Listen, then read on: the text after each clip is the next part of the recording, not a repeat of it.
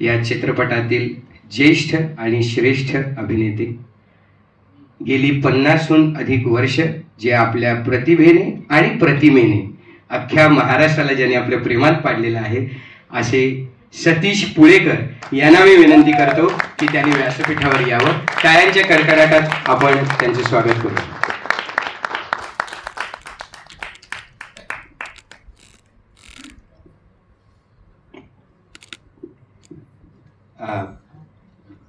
सतीशजी, सगळ्यात आधी एक गोष्ट छोटीशी मी करणार आहे, ते म्हणजे तुम्हाला नमस्कार करायचं.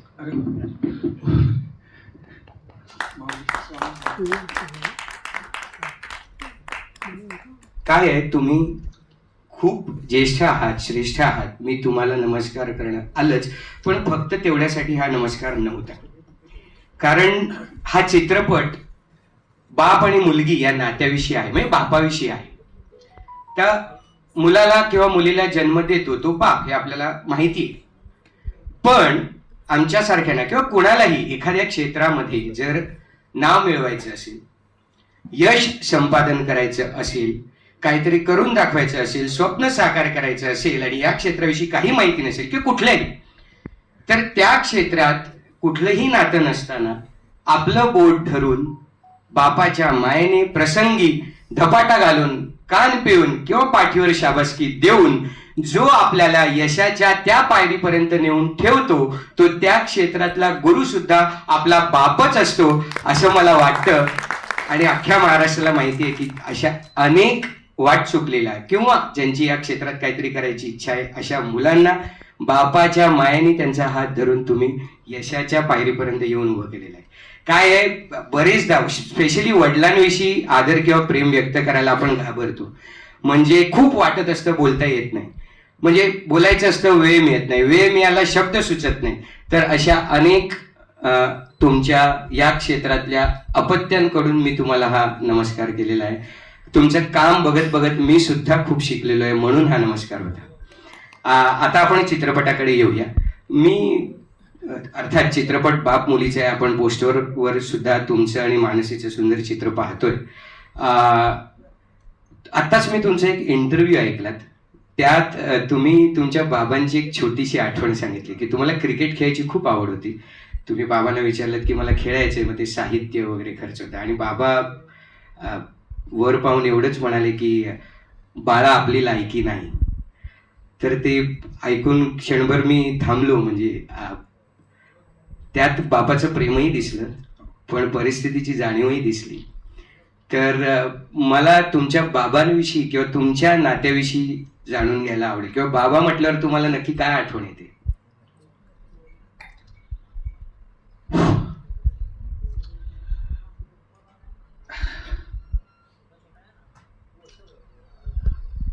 स्वामी समर्थ.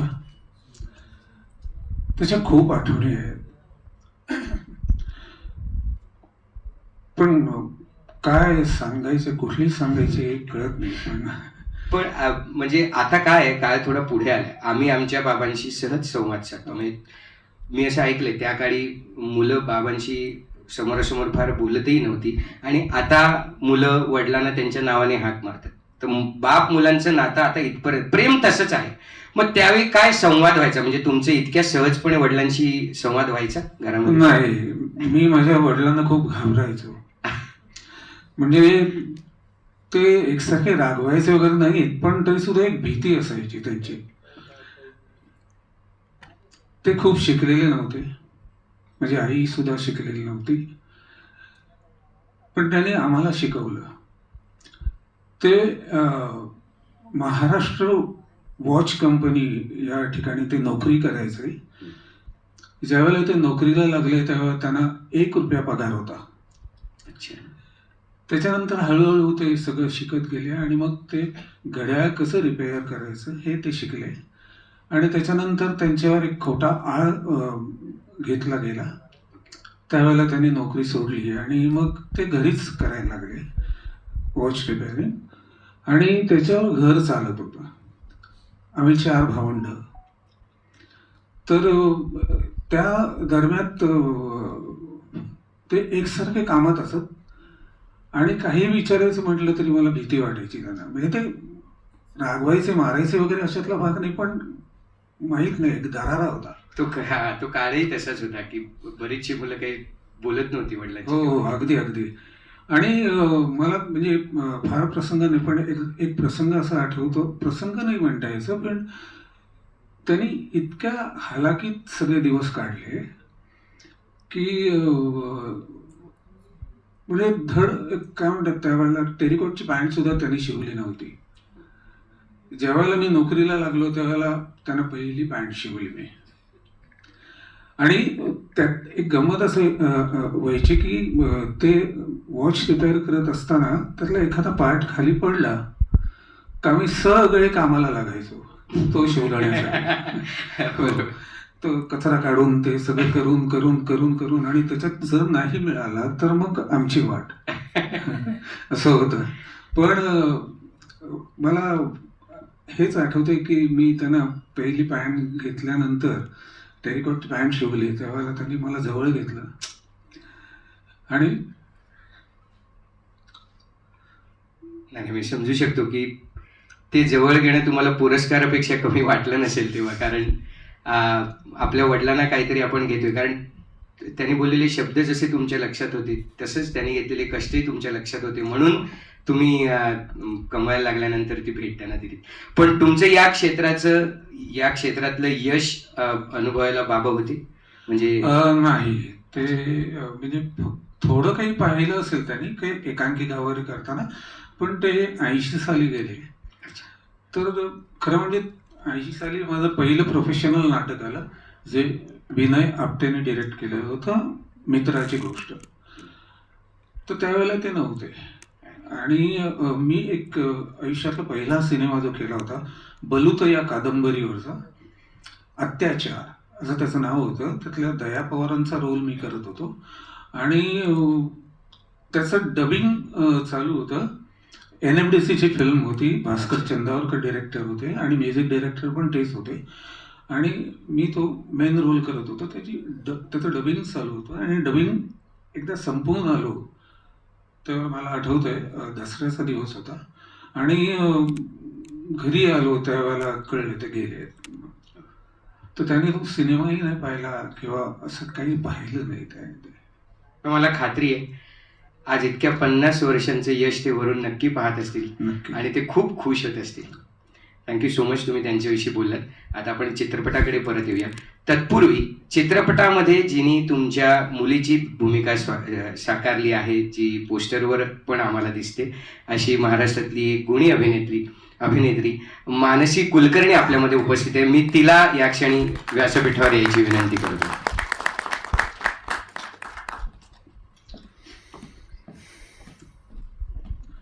स्वामी, मानसी, मी तुला विचारेन की कसं वाटतंय आज?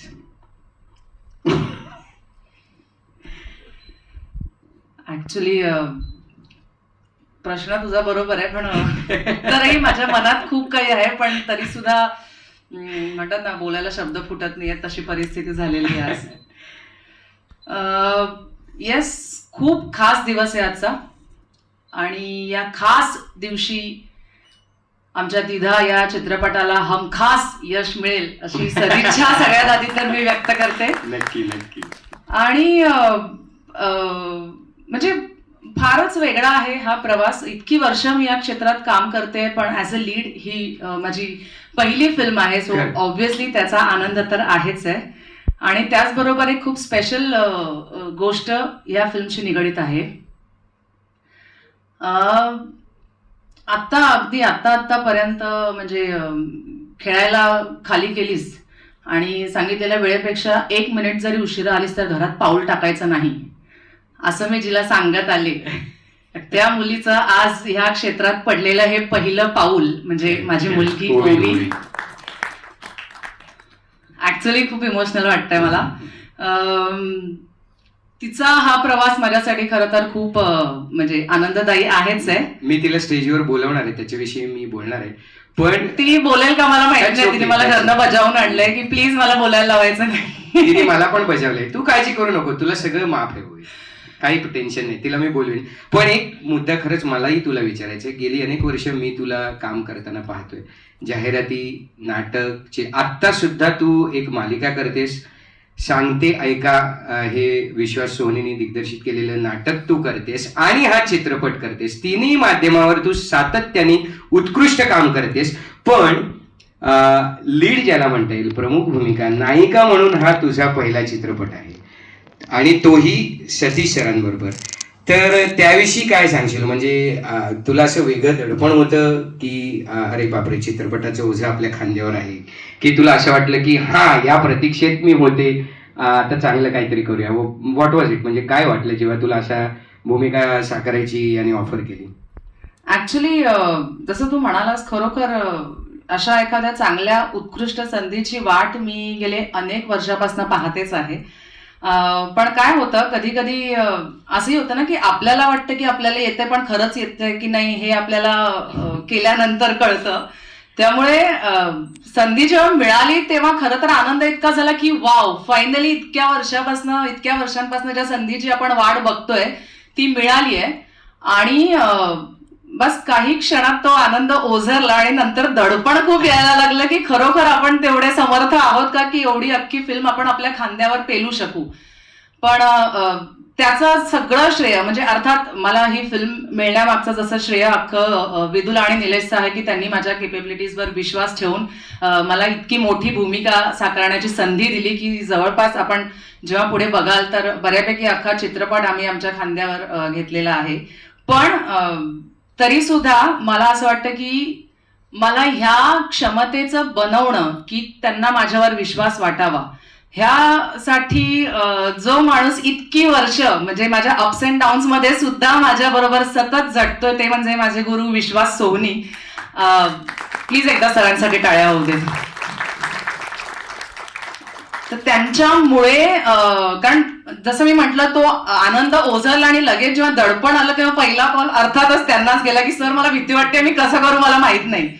तर तेव्हा त्यांनी मला जो कॉन्फिडन्स दिला की टेन्शन घेशील तर काम करण्याकडे फोकस राहणार नाही, सो टेन्शन बाजूला ठेव, काय काय कशा पद्धतीने करशील, बोलशील कसं, मॅनरिझम काय असेल, हातवारे काय असतील, ग्राफ काय असेल, सीन कुठलाही सीन करत असताना त्याच्या मागे काय घडलं असेल, पुढे काय घडणार आहे, तुझ्या लाईफची बॅक स्टोरी काय, या सगळ्या गोष्टींचा आता हळूहळू बांधाबांध करायला लाग, जेणेकरून तुला तुझी व्यक्तिरेखा साकारताना त्याचा फायदा होईल. मग मला असं जरा भानावर आलं सगळं, ओके आता जरा काम करायला सुरुवात करूया. आणि सुरुवात केल्यानंतर खरोखरी असं लक्षात आलं की श्रावणी ही जी या सिनेमातली भूमिका आहे माझी व्यक्तिरेखा, ती मी मानसी म्हणून जशी आहे त्यापेक्षा फार वेगळी. उदय, तू तर मला पर्सनली ओळखतोस, मी खूप बडबड करते, बोलताना माझे हातवारे खूप होतात, डोळे माझे खूप बोलतात, आवाजात चढ उतार खूप होतात.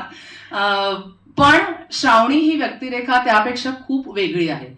त्यामुळे ती करणं खूप चॅलेंजिंग होतं माझ्यासाठी. आणि मला नेहमीच नवीन गोष्टी एक्सप्लोर करायला आवडतात, कम्फर्ट झोनमध्ये राहायला मला कधीच आवडत नाही. सो डेफिनेटली त्याच्यानंतर हळूहळू काम करून, म्हणजे मला डेलिबरेटली असं सांगायचंय की ती व्यक्तिरेखा करत असताना मला स्वतःला खूप कंट्रोल आणि कटडाऊन करायला लागलं की नाही, ह्या गोष्टी नाही करायच्यात, ह्या गोष्टी नाही करायच्यात. असं हळूहळू करत करत मग ऑफकोर्स निलेशचा सपोर्ट होता. फॉर दॅट मॅटर सरांनी सुद्धा मला बऱ्याचशा गोष्टी सजेस्ट केल्या करत असताना. अख्खं विद्यापीठ तुझ्या सोबत होतं, प्रश्न डेफिनेटली. म्हणजे मी स्पेसिफिकली एक सीन सांगेन ज्याच्यात मी अशी काहीतरी जुनी, तो सीन ह्याच्यात पण असेल, काहीतरी एक आठवण सांगते शाळेतली. मला अजूनही आठवतायचं, तुम्हाला आठवतंय की नाही मला माहिती नाही. मला ते म्हणाले की आपल्याला जेव्हा जुन्या गोष्टी आठवत असतात आणि आपण बोलतो ना तेव्हा कधीतरी आपला एक हलका सूर असतो, मला वाटतं असा एक हळूच सूर आपला खाली जातो बघ आठवताना, तो वापरून बघ तुला फायदा होईल. आणि मला असं येस, ऍक्च्युली इतक्या छोट्या छोट्या गोष्टी आहेत ज्या मॅटर करतात, व्हॉइस मॉड्युलेशन असेल, काही असेल. सो आय एम ब्लेस्ड की अशा पहिल्याच दडपण येणाऱ्या प्रोजेक्टमध्ये माझ्यासोबत इतकी चांगली टीम होती की मला ते दडपण खरं तर सेटवर कधी जाणवू दिलं नाही त्यांनी, आणि स्क्रीनवरही जाणवत नाही. का सांगतो मी तुला सोशल मीडियावर फॉलो करतो. आपल्या इंडस्ट्रीतल्या काही नटांना, नटींना तू तुमचा ट्रेलर दाखवलास, त्यांच्या प्रतिक्रियेमध्ये एक गोष्ट सामायिक होती की तुम्ही दोघे खरंच स्क्रीनवर बाप आणि मुलगी वाटताय. मी ते ऐकलं. माझ्या मते ही खूप मोठी पावती आहे. सतीश सर, मी तुम्हाला विचारेन की ही भूमिका साकारण्याचा तुमचा अनुभव कसा होता? मानसी सोबत काम करताना तुमचा सेटवरचा अनुभव कसा होता? सेटवरच्या काही आठवणी तुम्ही सांगू शकाल का?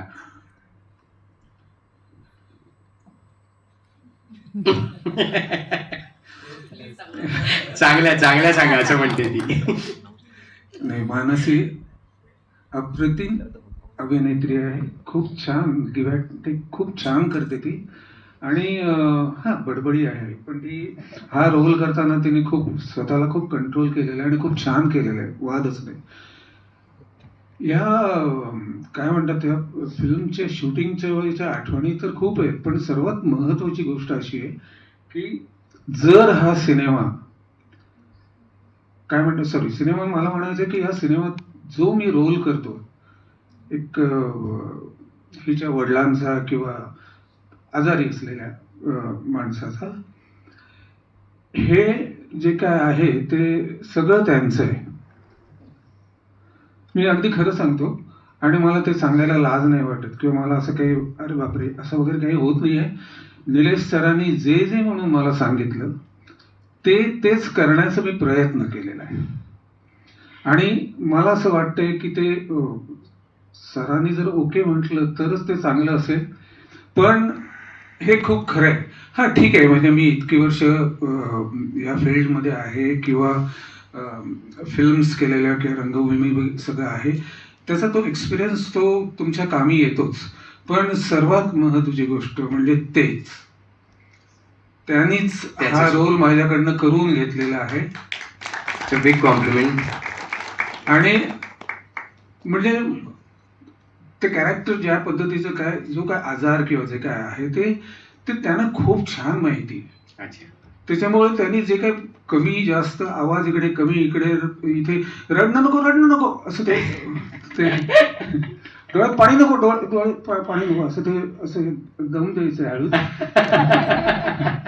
पण ते करेक्ट होतं आणि खूप खरं होतं ते. आणि त्यावेळेला मग नंतरच विचार केल्यानंतर वाटत हो खरंच डोळ्यात पाणी नको होतं यावेळेला. पण ज्या पद्धतीने त्यांनी जे काही डिरेक्ट केलेलं आणि माझ्याकडनं करून घेतलेलं आहे ते ग्रेट आहे. माझ्याकडे शब्द नाही आहेत त्यांच्यासाठी. Thank you so much. माझ्यामध्ये खूप मोठी कॉम्प्लिमेंट आहे निलेश. आणि खरं आहे, चित्रपट हे दिग्दर्शकाचं माध्यम आहे. ते त्याचं स्वप्न आहे, ते त्याला दिसतं.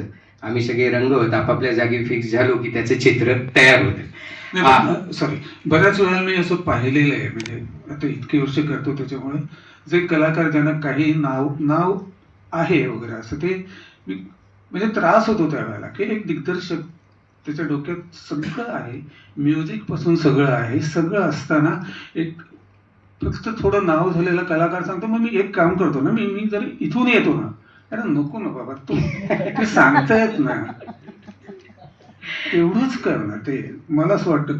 पण हे मी खूप ठिकाणी पाहिलेलं आहे की दिग्दर्शकाला मी करतो, मी डोंट वरी, असं नाही होऊ शकत ऍक्च्युली. आणि मला तसं सांगायची डेअरिंग झालीच नाही, मी तशी डेअरिंग केली नाही. पण हो, दराराच आहे तो. पण दरारा म्हणजे ते कधी रागवले नाहीत, कधी चिडले नाहीत किंवा असं काहीतरी शिव्या देणं किंवा काहीतरी एक्साइटमेंट वगैरे अशी काही त्यांनी केली नाही याच्या फ्लोअरवर. पण ते जे काही सांगायचं ना ते इतकं पटायचं की आपण त्याच्या बाहेर जाऊच शकत नाही. त्याच्यामुळे ते खूप छान करता आलं आणि ते मला असं वाटतं की छान झालंय त्याच्यामुळे. थँक्यू. पुळेकर, ही नुसती आठवण नाहीये. माझ्यासारख्या तरुणांना जी या क्षेत्रात अभिनय करायला ज्यांची इच्छा आहे त्यांच्यासाठी ही शिकवण आहे की आज 50 वर्ष या क्षेत्रात कार्य करत असलेले तुम्ही, ज्यांनी सगळं पाहिलंय, यशही पाहिलंय, दिग्दर्शक म्हणून सुद्धा, नट म्हणून सुद्धा तुम्ही जर इतक्या नम्रपणे दिग्दर्शकाचं ऐकून काम करत असाल तर आमच्यासारख्यांनी हे केलंच पाहिजे, हे शिकलंच पाहिजे, कितीही यश मिळालं. खरंच थँक्यू सो मच. नक्की लक्षात ठेवून. चित्रपटातील इतर कलाकारही आपल्यामध्ये उपस्थित आहेत. मानसीने मगाशी उल्लेख केला, ती आमची चिमुरडी ओवी. तिची मुलगी या चित्रपटामध्ये तिच्या लहानपणाची भूमिका साकारते, बरोबर ना, छोट्या मानसीची. तर मी तिला सुद्धा विनंती करतो की तिने स्टेजवर यायचं आहे. तसंच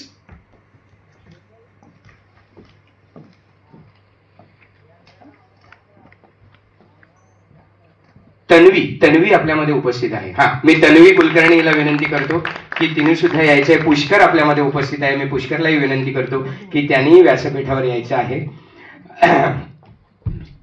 तन्वी, मी तुला विचारेन, ओवी नको काळजी करू, मी फक्त माईक पास करायला सांगितलं.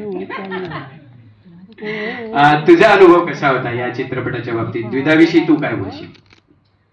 खरं तर आता सगळ्यांचं सांगून झालंय, माझंही अगदी सेम तेच मत आहे.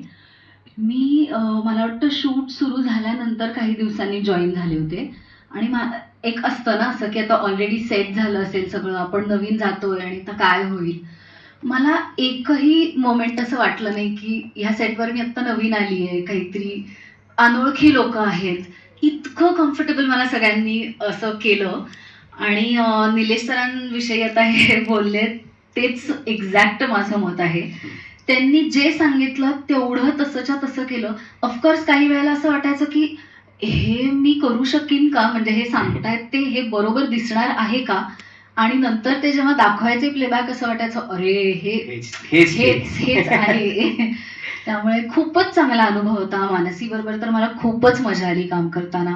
It was an enriching experience. आणि अगेन मी म्हटले तसं खूप तिने कम्फर्टेबल केलं. मला वाटलंच नाही मी पहिल्यांदा तिच्याबरोबर काम करते. अरे वा. पुष्कर या चित्रपटामध्ये सतीश पुळेकरांचं तरुण पण साकारतोय, बरोबर?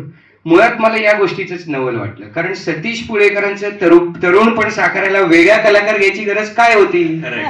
पुळेकर 50 वर्ष तसेच दिसत आहेत, अजूनही चिरतरुण दिसत आहेत.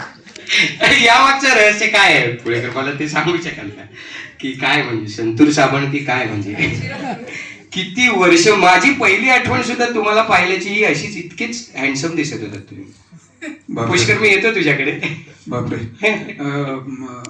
मला काही कळत नाही मी काय उत्तर द्यायचं. पण वेगळंच आहे काहीतरी. पण मला असं काही नाही, म्हणजे सर्वात महत्त्वाची गोष्ट, मी कदाचित जरा थोडा फिट वाटत असेल किंवा जरा तरुण वाटत असेल तर त्याचं कारण माझा विजय क्लब आहे, जिकडे मी 14 वर्ष खो खो खेळलो आणि नॅशनल वगैरे खेळलेलो आहे मी. तर तिकडे जो एक फिटनेस लागतो तो नंतर फार नाही पण कंटिन्यू केलेला आहे. आणि सर्वात महत्त्वाची गोष्ट म्हणजे चांगलं चुंगलं खाणं, म्हणजे चुकीचं न खाणं, हे सगळं माझ्या बायकोमुळे मिळालं. त्यांच्यासाठी काय व्हायला म्हणजे त्याचं तुम्ही श्रेय त्यांना देता? ऑफकोर्स तिला देणार, कारण तिने चांगलं चुंगलं खायला आणि हे खायचं नाही, हे खाऊ नकोस असं ती दम देते. पण बाकी याच्यामुळे जर कदाचित काय जो काही मी दिसत असेल तुम्हाला माहिती नाही. पण खरंच तुम्ही खूप छान दिसताय, असेच दिसत राहा आणि अजून चांगल्या चांगल्या भूमिका तुमच्याकडनं होऊ देत. मी आता पुष्करला विचारतो. पुष्कर, काय वाटतंय द्विधामध्ये जेव्हा कळलं की सतीश सरांचा तरुणपणाचा रोल करायचा आहे तेव्हा, आणि या चित्रपटाविषयी तुझा काय अनुभव आहे, तू शेअर केला? पहिल्यांदा ऑफिसला गेलो आणि तेव्हाच कळलं की सतीश सरांचं यंग व्हर्जन करायचं आहे. आणि म्हटलं अरे बापरे, ओके. आणि नंतर असं कळलं की 15 मिनिटात ते येत आहेत, फोटोशूट सोबत करायचं आहे. म्हटलं मेलो. आणि विश्वास सरांनी फार शिस्तीचे किस्से सांगितले सरांचे, की शिस्तबद्ध, कडक शिस्त. आणि त्याचं मला फार दडपण आलं की अरे बापरे, म्हटलं पहिली भेट कसं होणार, नीट राहायला पाहिजे, नीट वागायला पाहिजे आपण तरी. आणि पण पहिली भेट फारच सुंदर होती. सर आले आणि मग फोटोशूट केलं, काही गोष्टी मॅच केल्या सरांना, इथे एक तीळ आणि त्या गोष्टी, थोडं मेकअपचं काही गोष्टी केल्या.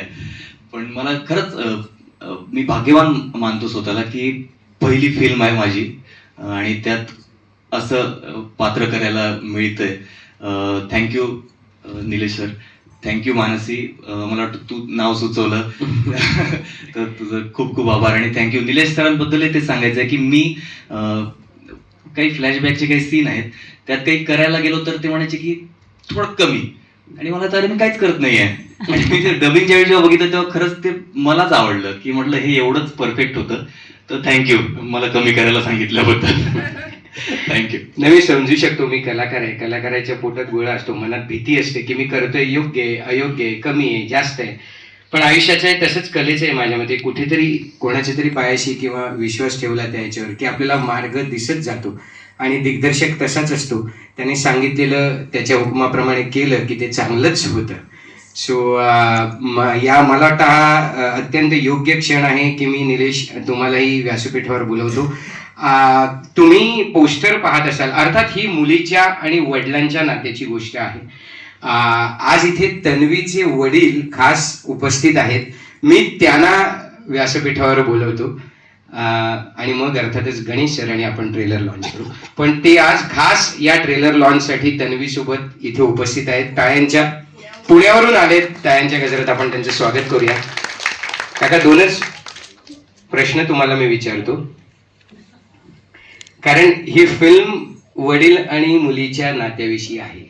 आज तुमची मुलगी या चित्रपटात काम करते, त्या चित्रपटाचा ट्रेलर लॉन्च आहे. बाप म्हणून तुम्हाला कसं वाटतंय? खूप आनंदी आहे. हो ना. म्हणजे लहानपणी जेव्हा ही लहान असताना आम्ही कसं प्रत्येक वेळेला ही तर मी माझी मुलगी म्हणायचो, तर आज खूप आनंद होतोय की आज मी तिचे बाबा आहे म्हणून पुढे आलो. वा वा वा. एका वाक्यात तुम्ही खूप काही मोठं सांगितलं. खरंच खूप स्पेशल गोष्ट आहे. तन्वी लहानपणापासून तुम्हाला असं वाटलं होतं या क्षेत्रात येईल किंवा काय? म्हणजे कशी होती? खट्याळ होती, ऐकणारी होती, की प्रगती पुस्तकावर कधी शेरा घरी घेऊन येणारी नाही होती? नाही, खटाळ वगैरे होती ती, ऐकणारी वगैरे नव्हती तसं म्हटलं तर, पण अभ्यासात हुशार होती. ओके. पण असं वाटलं नाही नाही, असं नाही वाटलं. 11वी 12वी नंतरच तिचा हा सगळा प्रवास असा चालू झाला, तोपर्यंत काहीच हे नव्हतं. ओके. तर मी तुला विचारेन, कारण या क्षेत्रामध्ये करिअर करणं सोपी गोष्ट नाहीये. तर वडील म्हणून त्यांची तुला कशी साथ होती, किंवा तू काही एखादा किस्सा सांगू शकलीस? असा एखादा किस्सा असं नाही, पण मला असं आठवतच नाही कधी की ते कुठल्या गोष्टीला मला नाही म्हणालेत की नाही हे नाही करायचं किंवा असं. त्यांनी कायम आम्हाला, म्हणजे मला भाऊ आहे लहान, तर आम्हाला कायम समजावून सांगितलंय की हे बघ, तू हे केलंस तर हे होणार आहे आणि नाही केलंस तर हे होणार आहे, आता तू ठरव. तर त्यामुळे it was always freedom, I think, which worked. काय ते गरजेचं असतं, कारण जर बांधून ठेवलं तरी प्रगती होत नाही. एक्झॅक्टली. सो मला खरंच कौतुक वाटतं की तुला असे वडील मिळाले. या नात्याची फिल्म आहे. मी जर तुला असं विचारलं की एका शब्दात बाबांविषयी काय सांगेल? बाबा म्हणजे काय? सपोर्ट, आधार. आधार. खरंय, कुठल्याही आधाराशिवाय काहीच उभं राहू शकत नाही, आणि बाबांचा हा आधार तुला होता. काका, खास या ट्रेलर लॉन्चसाठी पुण्याहून तुम्ही इथे उपस्थित राहिलात, मी तुमचे खूप खूप आभार मानतो.